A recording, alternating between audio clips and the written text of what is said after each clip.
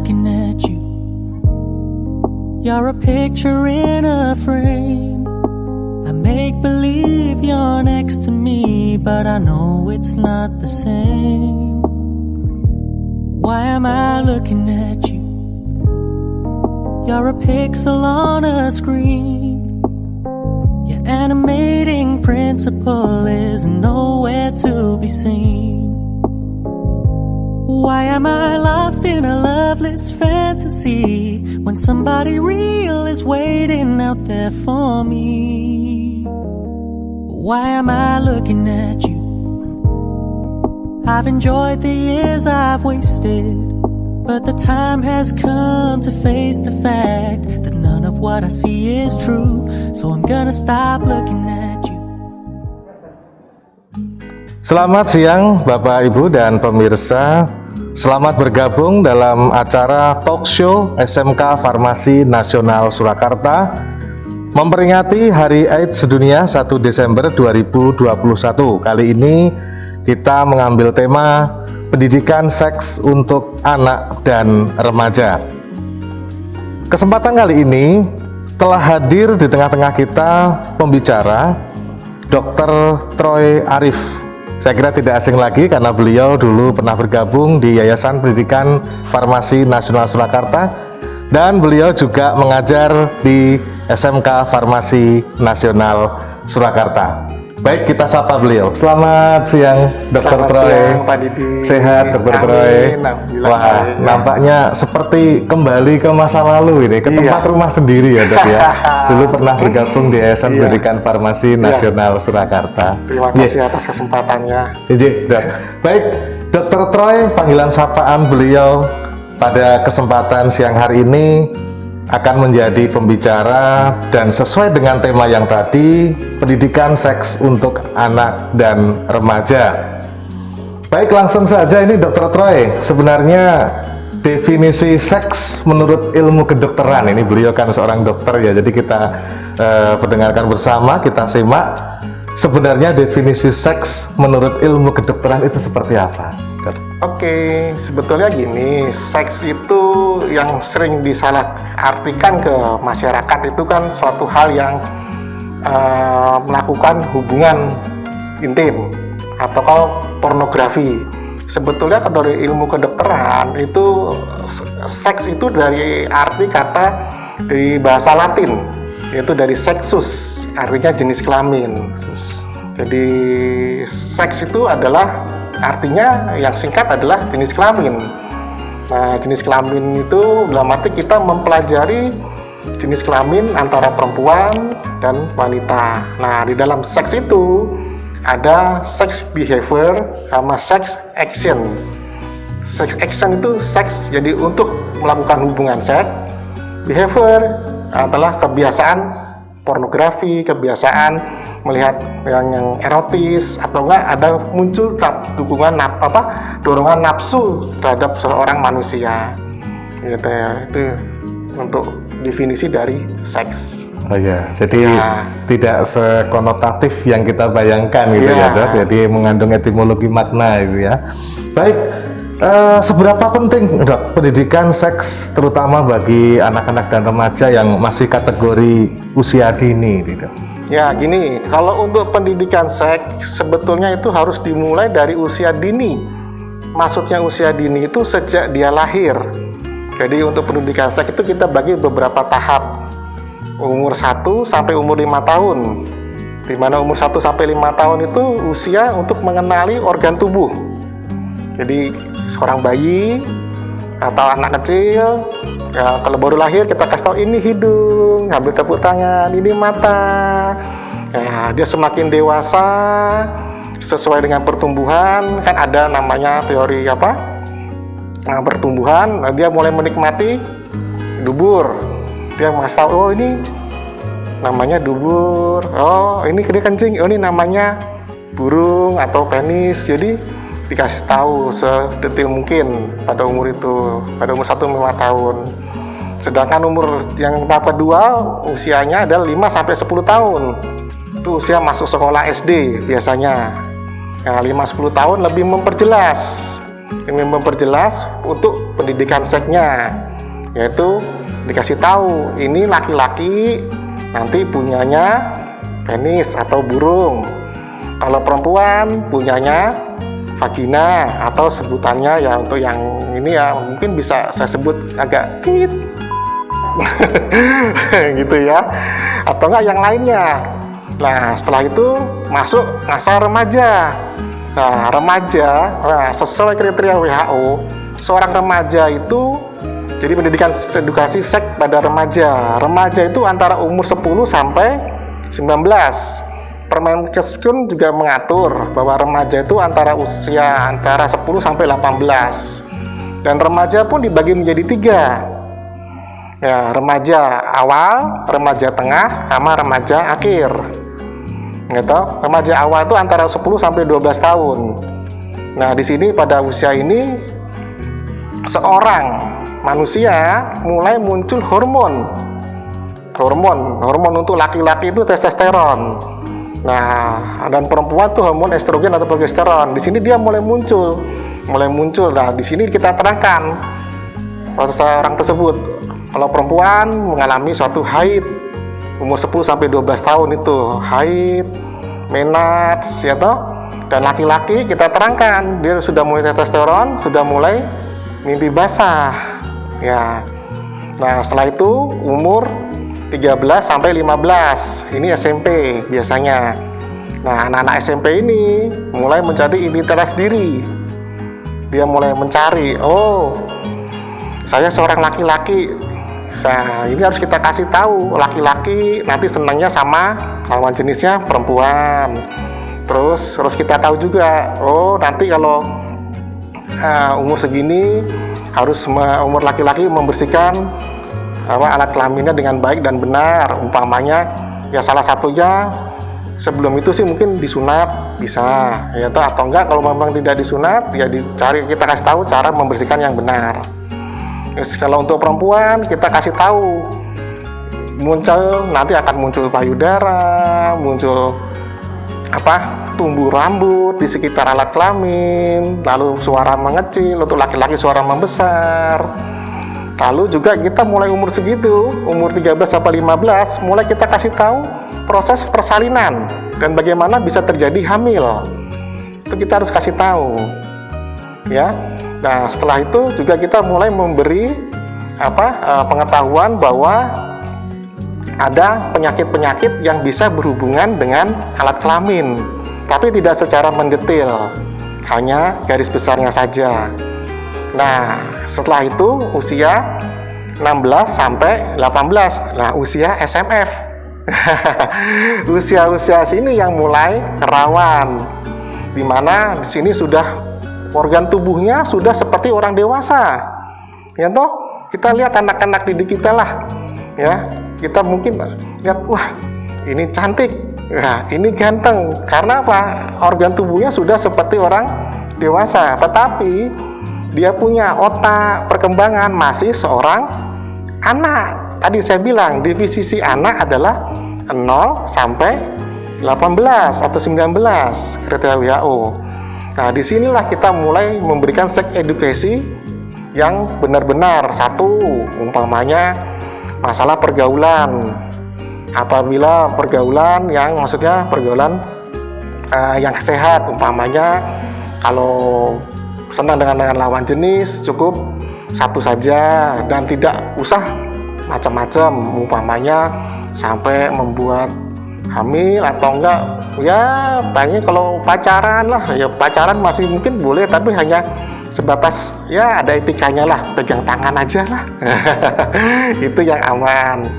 Terus yang kedua, umpamanya ini kita kasih tahu juga resiko mulai kita kenalkan penyakit PMS, penyakit hubungan seksual, PHS, penyakit hubungan seksual ya, seperti sifilis, gonorrhea, Tripona pallidum, mungkin cengger ayam. Nah, itu kemudian kita perkenalkan.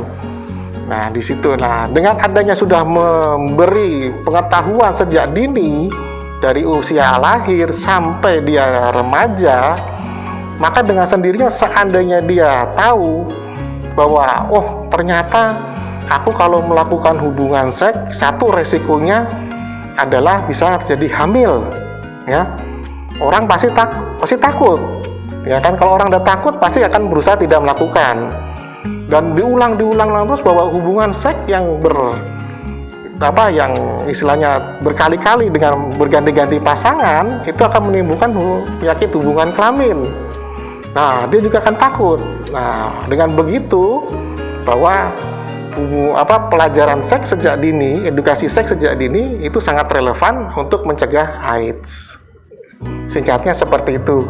Iya, gitu ya Dok ya, menarik sekali.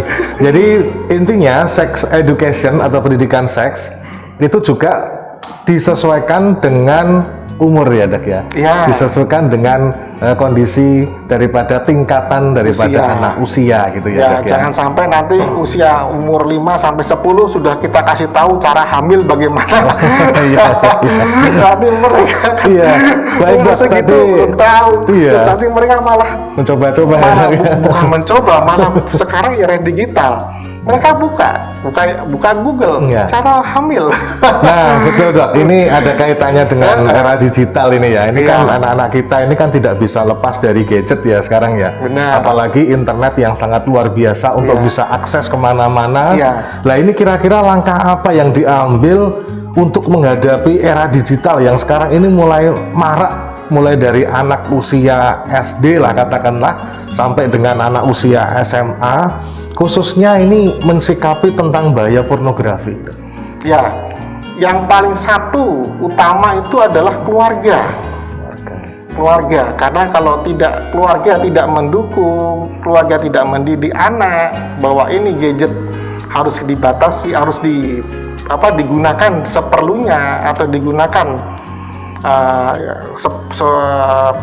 dipakai untuk yang positif saja, itu nggak maksimal. Biarpun nanti ada iklan, ada TV, ada apa, itu percuma. Yang kedua dari sekolah, guru juga, terutama guru bimbingan konseling BK. Nah, di situ yang sangat berperan untuk membatasi seorang anak atau seorang remaja memakai gadget.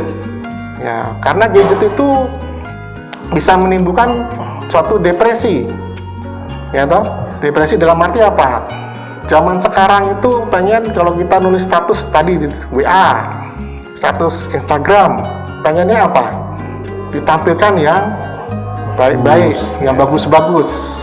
Nanti setelah tampil bagus, dia akan melihat komen dari temannya. Oh, kamu cantik, wah kamu ganteng, wah kamu dari mana? Itu komen yang positif.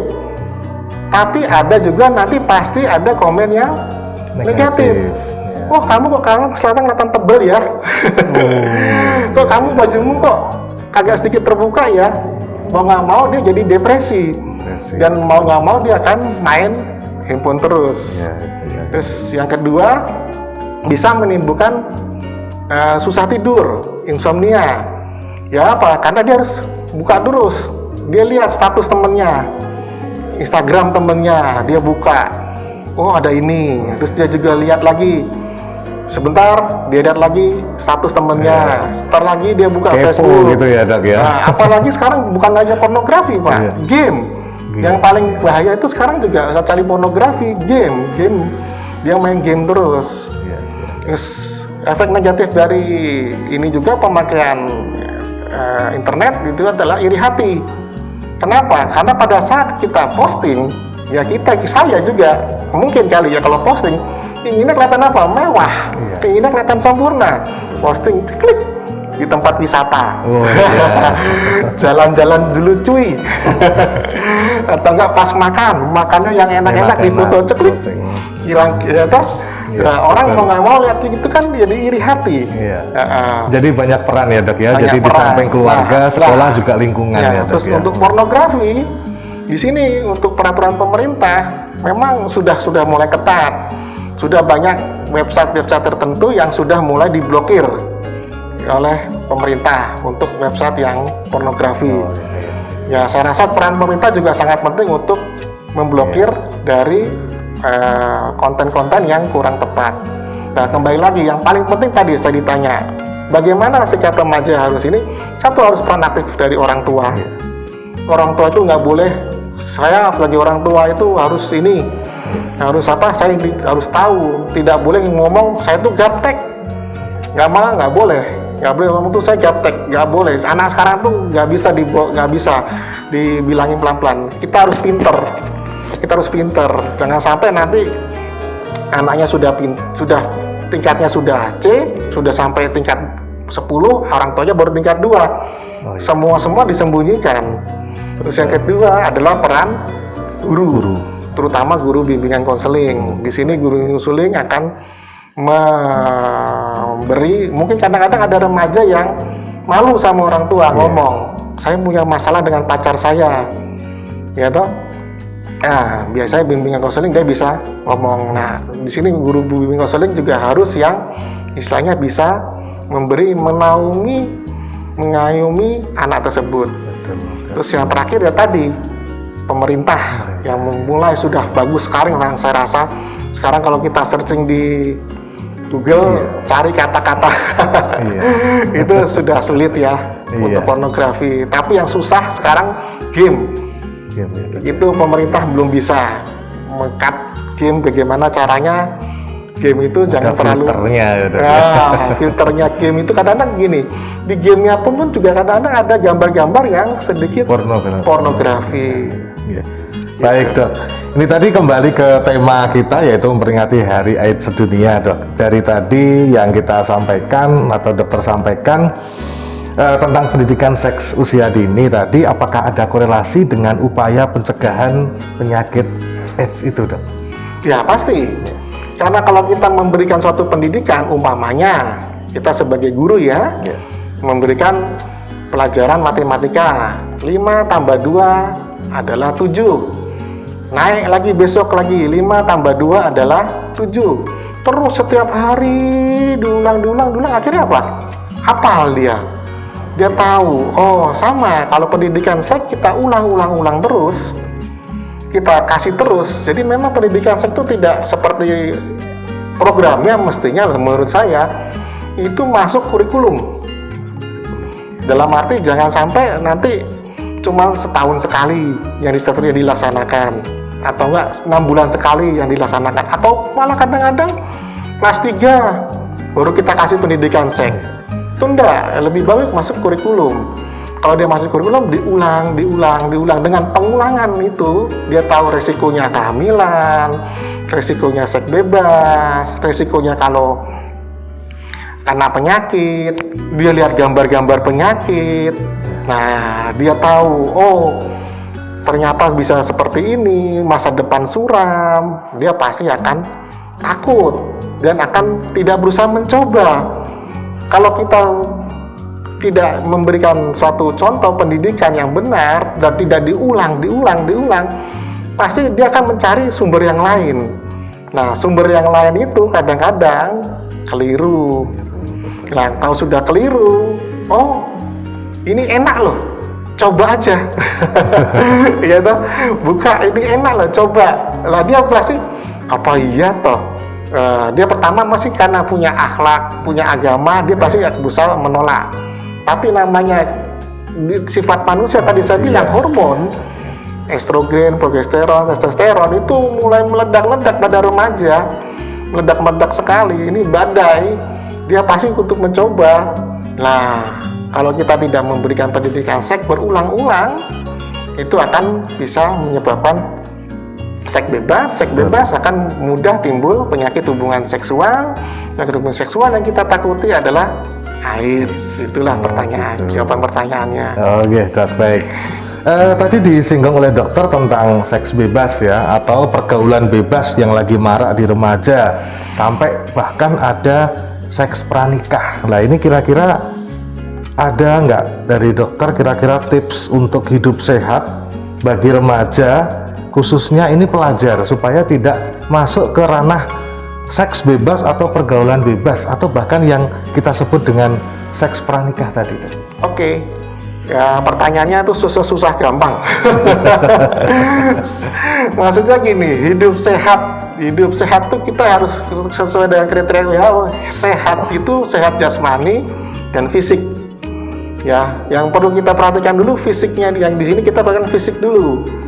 Ya, seperti kita harus makan sehari 3 kali. 3 kali. Ya, yang kedua, tidurnya yang cukup 7-8 jam. Makanannya yang bergizi. Lalu olahraga yang teratur. Yang disarankan seminggu kurang lebih 150 menit. Itu yang disarankan. Buat apa sih? Kok bisa mencegah seks bebas? Ya toh? Kalau kita tidak melaksanakan ini, tubuh kita kan gampang sakit, gampang stres. Kalau orang stres, gampang masuk suatu bisikan yang negatif. Kalau bisikan negatifnya, umpamanya, coba ya ini ya, main ke sana, asik loh. Nah, dia pasti akan berusaha mencoba. Karena apa? Badannya kan nggak enak. Orang badannya nggak enak, berusaha mencari hiburan.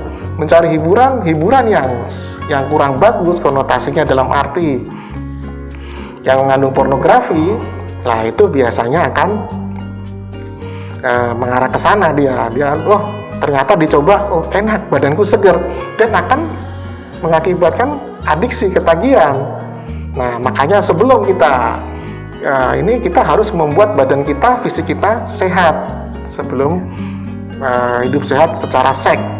Nah, kalau hidup sehat secara seks, hidup sehat itu adalah satu. Ini kita ngomong remaja. Kalau bisa jangan pacaran saat remaja. Kalau bisa. Meskipun sulit ya, Dok. Nggak mungkin. Tapi kalau umpamanya terpaksa, kalau memang tadi saya bilang umur dari umur 16 sampai 18 itu badai hormon, pasti ada sifat ketertarikan lawan jenis. Biasanya akan terjadi pacaran, walaupun tadi sudah saya bilang kalau bisa jangan. Tapi kalau memang terjadi, bukan terpaksa, terjadi pacaran, pacaranlah yang sehat. Maksud pacaran yang sehat itu apa? Satu, ya pacaran di rumah orang tua, pada saat ada orang tuanya di rumah. Yang kedua, ya cukup, ya umpamanya mau kontak fisik, ya kontak pegang tangan saja, ya. Terus yang ketiga, ya usahakan pada saat pacaran itu tidak melakukan suatu kegiatan yang kurang bagus, umpamanya seperti pergi ke nonton bioskop, pergi ke mall. Tapi diusahakan pada saat pacaran kita belajar bersama, lalu buka buku pelajaran. Nah, itu akan lebih baik. Dan yang paling penting untuk mencegah suatu pergaulan bebas, yang penting adalah agamanya, akhlaknya harus diperkuat, harus rajin berdoa, rajin sholat. Nah, itu yang paling penting menurut saya. Gitu ya, Dok. Ya. Jadi banyak unsur ya, Dok, ya sebenarnya ya. Baik. Kita tahu berada di dunia maya, khususnya di era digital, itu banyak sekali sumber-sumber referensi ataupun link ataupun juga berita-berita yang di situ sebenarnya tujuannya untuk pendidikan seks. Tapi terkadang kalau kita lihat, kalau kita lacak, di situ banyak sekali sumber-sumber ataupun link ataupun juga pemberitaan yang tidak dapat dipertanggungjawabkan. Justru itu merusak moral daripada anak-anak kita, khususnya di usia remaja, di usia sekolah ini, Dok. Nah, ini kira-kira menurut pandangan dokter ini, adakah sumber atau referensi yang sekiranya resmi yang betul-betul bisa dipertanggungjawabkan, yang bermanfaat untuk bisa diakses, yang betul-betul itu untuk media sex education di era digital ini, Dok? Ya, kalau sepengetahuan saya sih, yang saya sering akses itu pasti websitenya WHO, UNESCO. Itu yang paling penting, yang kalau memang di digital ya, saya rasa di situ. Kalau di sekarang, tapi pemerintah pun juga sudah mulai banyak sekarang. Kalau tadi yang disebutkan website yang hoax itu sekarang sudah banyak diblok oleh pemerintah. Jadi saya rasa peran pemerintah sini sangat penting sih. Jadi tadi kembali lagi ya, penting dalam melaksanakan itu mencari berita tuh yang paling penting adalah satu, keluarga tuh biasakan keluarga itu kalau kita berkumpul kita sebagai orang tua itu handphone jangan sampai bersamaan dengan orang tua, dengan anak-anak. Jadi dalam arti gini, kita ngumpul sama anak-anak, handphone taruh semua. Ya, terus yang kedua, di rumah kita buat zona di mana tidak ada handphone. Ya toh, umpamanya zona ruang keluarga, zona ruang makan, itu tidak ada handphone. Nah, setelah itu silakan, nggak apa-apa, nggak ada masalah. Terus yang ketiga, ya tadi orang tua yang berperan penting. Saya bilang tadi dari yang kemarin tadi, orang tua jangan gaptek, nggak boleh orang tua dibilang saya juga gaptek. Anak sekarang tuh pinter, ada hidden folder, gambar di hidden, ya toh. Gitu pula juga guru, maaf iya, Pak. Iya, betul. Itu kita guru juga itu. Siswa gambarnya sudah di hide, sudah di hide. Dan kita harus pintar, harus buka hide, harus tahu caranya, bagaimana passwordnya dia. Kita bisa buka password, buka ini. Jadi itu. Kalau pertanyaan tadi sumber-sumber yang perlu kita cari, itu saya rasa cukup di WHO dan UNESCO itu udah cukup banyak di sana literatur. Walaupun memang di sana bahasa Inggris kebanyakan. Tetapi kalau untuk di Indonesia, saya rasa untuk organisasi ya saya rasa masih belum banyak ya yang ini, banyak sebetulnya tapi masih kecil-kecil dan susah untuk dikunjungi secara rutin, karena kadang-kadang mereka ya ini, karena pendidikan seks itu kalau di website itu dia kalau swasta itu kurang menarik. Gitu, iya. Ya, yang menariknya mana pornografinya, Pak. Iya. Kalau pornografi, fokusnya malah di pornografi. Gitu. Website mencegah jangan sampai terjadi pergaulan bebas. Iya. Susah nyarinya. Adapun tahun 2019, 2015, lama. Iya, tapi kalau pornografi artis A, wah langsung. Masuk. Gitu, Pak. Gitu, Dok. Baik, tadi dikatakan dokter bahwa pendidikan seks atau sex education dengan berbagai usia ini kan bermacam-macam untuk trik pendidikannya. Nah, tadi salah satunya ini khususnya bagi di kalangan remaja usia sekolah, khususnya bagi kita selaku pendidik. Tadi disebutkan bahwa ada usulan menarik kalau dimasukkan dalam kurikulum sekolah. Ya. Saya kira juga setuju di situ, karena memang terkadang dari pendidikan jasmani PJOK ya, kalau di tempat kami ada olahraga, itu juga di situ ada olahraga dan kesehatan. Nah, itu sehingga terkadang juga ada materi-materi yang berhubungan dengan kesehatan, salah satunya juga tentang seks itu. Kemudian yang kedua, tadi dokter mengatakan bahwa peran guru BK atau bimbingan konseling ini juga sangat mempengaruhi terhadap siswa yang ada di sekolah tersebut, khususnya dalam belajar di lingkungan, karena kan ini lingkungan sekolah. Nah, ini gini, Dok, terkadang kita sebagai pengajar itu ataupun juga sebagai orang tua, kita sebagai orang tua terhadap anak-anak kita di rumah, itu terkadang kita belum bisa memberikan contoh misalkan jangan main HP, tapi kita mengatakan itu kepada anak-anak kita, baik itu siswa maupun anak kita di rumah, kita sendiri pegang HP. Kemudian yang kedua, terkadang kita melarang dan sebagainya, ini tidak boleh loh gini dan sebagainya. Tetapi ada sebagian keluarga yang mungkin lebih besar daripada yang kita beritahu itu, yang juga melakukan hal-hal yang tidak baik. Nah, itu kira-kira bagaimana, Dok, untuk mensiasati itu? Terkadang kita kan susah jadi pengajar, guru itu digugulan, ditiru ya, itu kan susah. Kita sebagai orang tua harus memberikan contoh kepada anak-anak kita. Ya, tadi sudah saya sebutkan dari yang tadi kan, saya bilang bahwa satu, orang tua nggak boleh gaptek, gitu. Yang kedua, ya tadi, kalau kita ngomong-ngomong, kita bicara, kita sebagai orang tua dulu ya, sebagai orang tua, kalau kita ketemu anak, itu kita jangan pegang handphone. Kita kasih contoh, karena apa? Anak itu sifatnya membeu, mengikuti kebiasaan orang tua. Meniru ya, Dok? Meniru. Betul sekali. Orang tuanya, umpamanya hobinya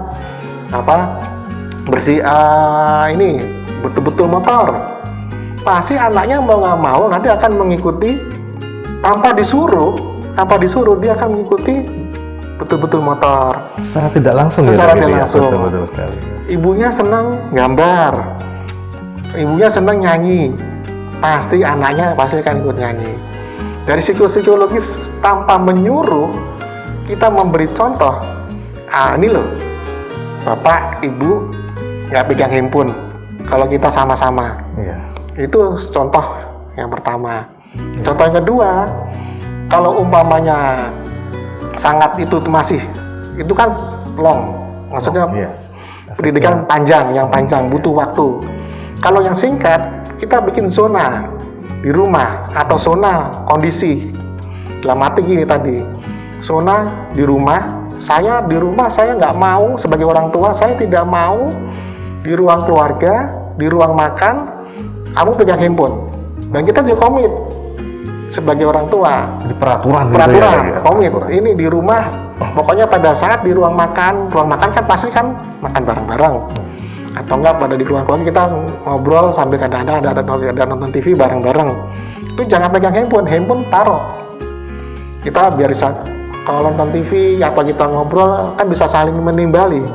Kalau kita nih pegang handphone sendiri-sendiri, itu namanya together long. Gitu, sama-sama tapi sendirian. Gitu, satu buka YouTube, satu buka Instagram, satu buka Facebook, satu lagi buka WA, ke chat. Jadinya satu ketawanya nggak sinkron. Gitu. Ya itu kalau untuk orang tua. Sedangkan kalau untuk guru, ya prinsipnya hampir sama dalam arti ya kalau di sekolah mungkin pada jam pelajaran handphone ditaruh di depan atau disimpan, dikumpulkan dulu. Kalau dikumpulkan mungkin sulit ya Pak, nanti takut handphonenya ketukar. Ya tuh disimpan dalam posisi silent atau di off gitu ya. Off, harus di off kan. Umpamanya kalau memang yang lebih canggih lagi, pasang jumper. Pasang jumper di mana di ruang kelas, di ruang ini tidak ada sinyal, hilang sinyalnya semua. Itu yang paling ekstrim, ya toh. Tapi kalau anak remaja, ya otaknya ya pinter.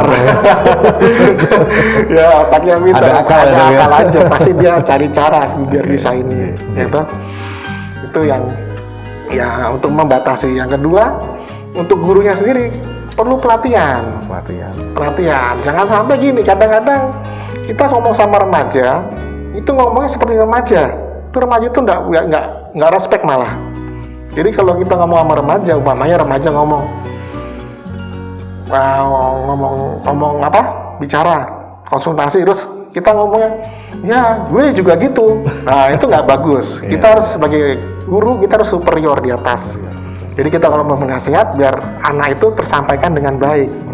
Jangan gaya bicaranya anaknya itu gaya bicara remaja itu kita ikuti. Itu. Ya itu sedikit-sedikit trik untuk supaya nanti pemakaian gawai handphone atau komputer bisa kita batasi. Terutama untuk yang sifatnya negatif. Terakhir Dok, mungkin ini sesuai dengan tema kita tadi, yaitu pendidikan seks untuk anak dan remaja dalam rangka memperingati Hari AIDS Sedunia nanti 1 Desember 2021 ya. Ini pesan apa dari Dr. Troy ini secara pribadi dan juga mungkin dari rekan-rekan medis khususnya di bidang kedokteran terhadap pergaulan bebas ataupun pendidikan seks usia dini khususnya bagi para pelajar yang dalam hal ini sebagai cikal bakal penerus generasi bangsa yang datang. Udah silakan Dok. Ya pesan saya terhadap remaja, ya hindarilah hubungan seks pranikah, itu yang utama. Ya untuk para pengajar, awasilah para remaja-remaja kita karena itu merupakan suatu penerus bangsa. Jadi kalau remaja kita sehat, remaja kita baik, pasti bangsa kita akan maju. Saya rasa gitu aja. Luar biasa Dr. Troy pada siang hari ini.